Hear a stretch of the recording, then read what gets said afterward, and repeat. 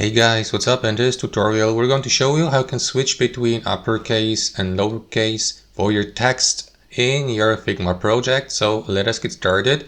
Alright, head over to your Figma project. Let me go with that website design here for the sake of this tutorial. And let me just zoom into, let's say, that text here, or that title of that part of the page. Let me zoom in even more. So what you want to do, guys, is simply left click on the given text box to select it.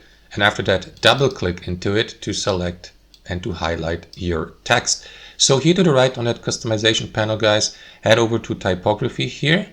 And below you see the alignment as well as the font and so on and so forth. So to switch between the upper and lowercase, guys, click into type settings here to the right.